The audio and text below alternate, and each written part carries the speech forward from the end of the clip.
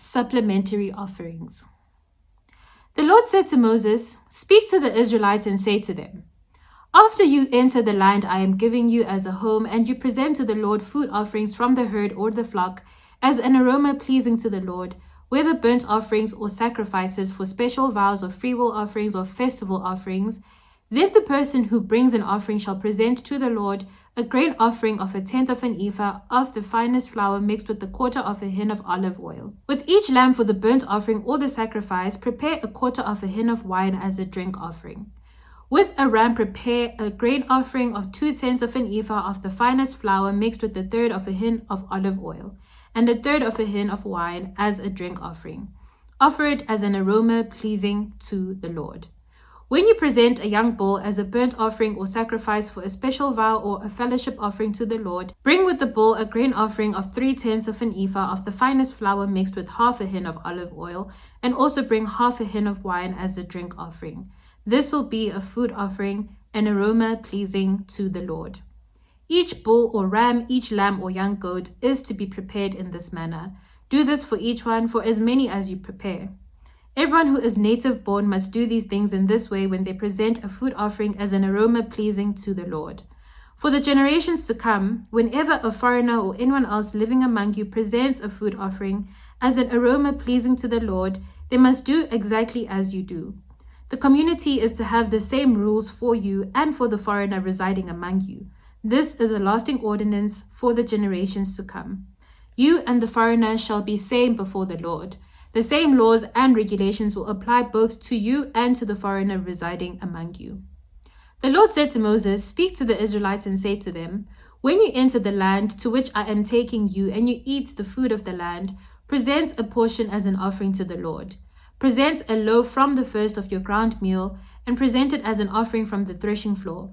Throughout the generations to come, you are to give this offering to the Lord from the first of your ground meal." Offerings for unintentional sins. Now, if you as a community unintentionally fail to keep any of these commands the Lord gave Moses, any of the Lord's commands to you through him from the day the Lord gave them and continuing through the generations to come, and if this is done unintentionally without the community being aware of it, then the whole community is to offer a young bull for a burnt offering as an aroma pleasing to the Lord, along with its prescribed grain offering and drink offering, and a male goat for a sin offering. The priest is to make atonement for the whole Israelite community, and they will be forgiven, for it was not intentional, and they have presented to the Lord for their wrong a food offering and a sin offering.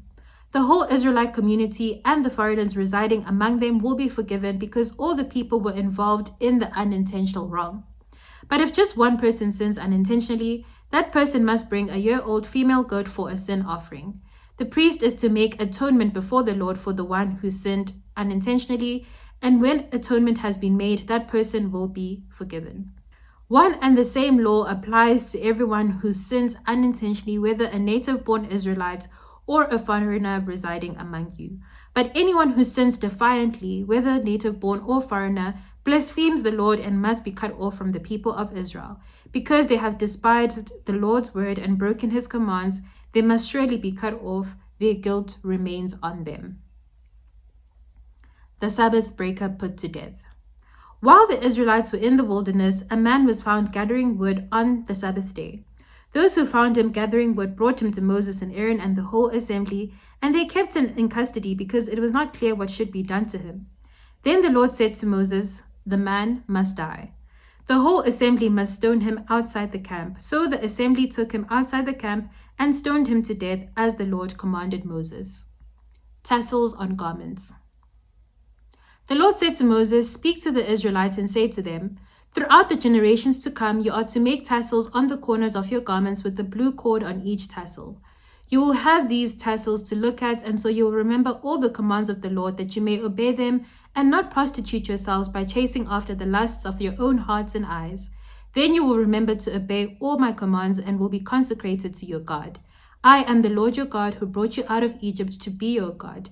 I am the Lord your God."